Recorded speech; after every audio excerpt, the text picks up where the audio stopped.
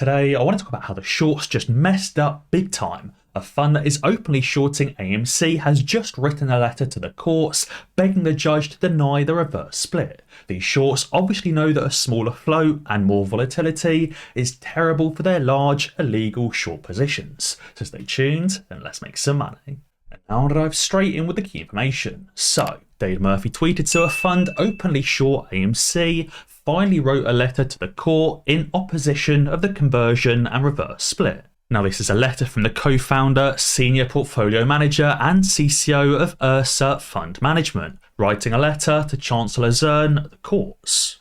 The short hedge fund has written a letter trying to convince the judge that shareholders didn't really vote for the reverse split because the majority of shareholders didn't vote at all, and they've basically said they shouldn't have even let AMC shareholders or retail investors actually vote. They're clearly very upset that the reverse split is going through, and they're also very upset with the settlement, begging the judge not to allow the reverse split to go through. Bearing in mind this is a hedge fund, Ursa Fund Management, that currently holds 11.3 million put options.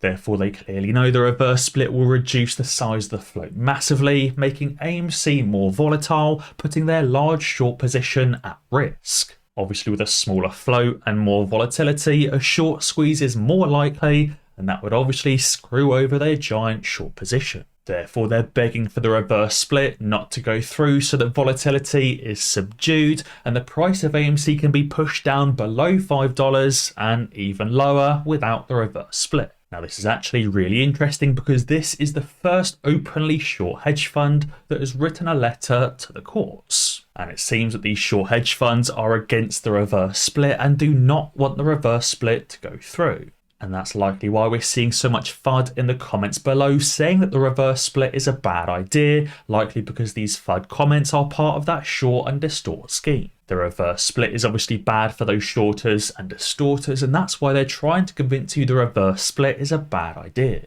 And as Travis tweeted, he said all this proves is that AMC is the biggest threat to the entire financial system. He said no matter how much FUD, trying to stack stocks against each other to spread division, fake due diligence, paid YouTubers, influencers, and sock puppet accounts and bot farm campaigns, we still hold AMC. He said that these short and distorters hate the word long-term investment on AMC. And I think another reason why AMC is the greatest risk to these short hedge funds, even greater than GameStop, is because of AMC's share or AMC's portion of Robinhood's value at risk calculation. Boss Blunts tweeted saying that Robinhood's value at risk calculation was $250 million attributable to GameStop, but $850 million attributable to AMC. He said AMC has always been more of a danger to brokers and short hedgies than GameStop, as evidenced by the SEC report here. Now, it says the largest component of Robinhood's collateral deposit requirement was a value at risk charge of approximately $1.3 billion.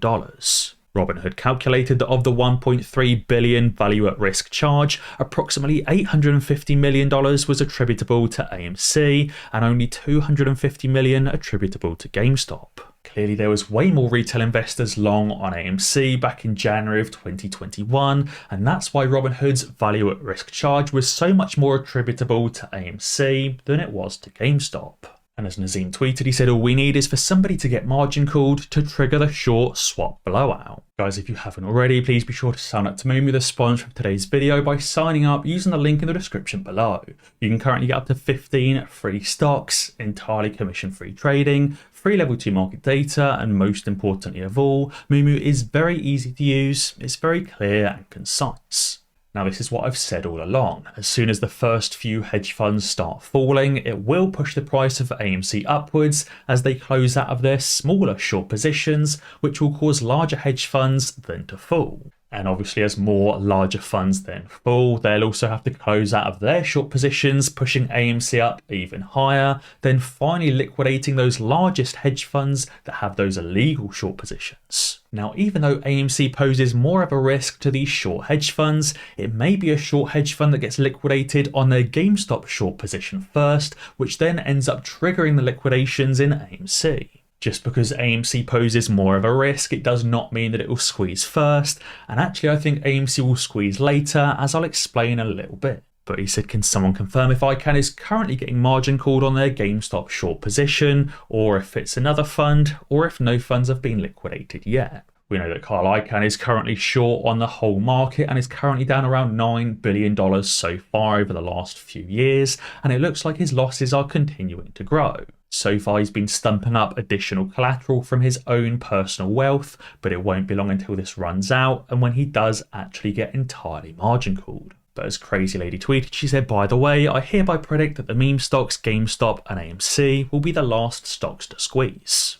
She believes there's an order of importance or an order of size. She thinks silver will be the first thing that ends up squeezing, and then big tech, which is actually technically currently squeezing, and then some of the more heavily shorted Cathie Wood stocks and Tesla, and then those smaller cap stocks, and finally the meme stocks. We know the hedge funds are going to close out of their smaller short positions first, and those short positions that do less damage to the overall fund and the overall industry. So that likely means they'll be closing out of their smaller, small cap short positions first, then closing out of their Tesla shorts and other Cathie Woods stocks shorts, until finally closing out of their meme stock shorts, the largest and most damaging.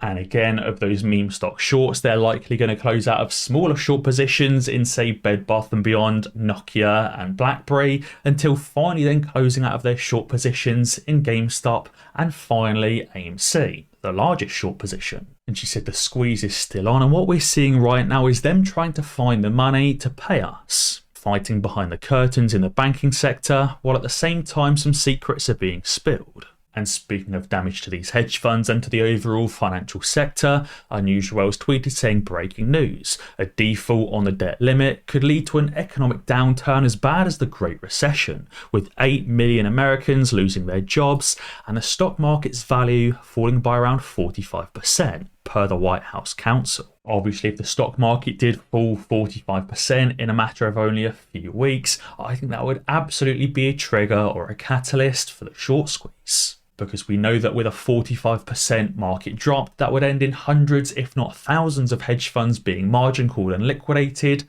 all at the same time. And if thousands of these hedge funds, both long and short hedge funds, getting liquidated, many of them would most definitely be holding AMC and GameStop shorts. And again, that would effectively be the first few hedge funds being liquidated, which would trigger the start of the squeeze, leading to larger funds being liquidated after. And especially with the FTDs racking up higher and higher over the last few months of 2023, I think it's only a matter of time until this mass liquidation happens. We can see from this chart, especially in the spikes in 2023, we're seeing more FTDs now than we ever have, all the way back in 2022 and in 2021 in May and June as well. And you can see, especially since January of 2023, these FTDs have been getting larger and larger. We can see originally the FTDs in 2023 were spiking around 2 to 4 million. That then increased to around 6 to 7 million. It increased again to between 10 to 12 million, and finally between 18 and 20 million. I wonder in the next few releases of FTD data whether these number of FTDs will spike even higher. I wonder what the next spike is going to be. Is it going to be 20 to 25 million, or even high as 25 to 30 million FTDs in a singular day? One thing I do know is these FTDs are spiraling out of control more and more, and I think there's going to be a certain limit of FTDs they can incur before the squeeze does end up happening. Is that limit going to be at 30 million, 50 million, 100 million FTDs in a singular day? I don't know, but what I can see is these FTDs are getting larger and larger. And especially after the reverse split, when the float becomes more scarce and the volatility increases, it's only going to increase the number of FTDs, but also increase that cost to borrow fee as well. And I think that scarcity of the reduced float will carry AMC's cost to borrow past 1,000% per year to 2,000, 3,000, or even 5,000% per year. Again, that is an inhumanely high short borrowing fee percentage, and I doubt many hedge funds out there could support that short borrowing fee for an extended period of time. A short borrowing fee of 5,000% per year is equivalent to a 14% borrowing fee per day. Imagine having a $1 billion short position and paying $140 million per day to sustain that short. So I think if we did see a borrowing fee of over 3,000 to 5,000%, I think it'd only be a matter of a few days before a number of hedge funds did close out of that short position. Because I think there's only a handful of hedge funds like Citadel, Susquehanna, and that's pretty much it, that could support a 14% per day borrowing fee. But guys, be sure to let me know what you think down in the comments below. And as always guys, be sure to ding that notification bell, because that way you'll be alerted when I upload a new video. Cheers.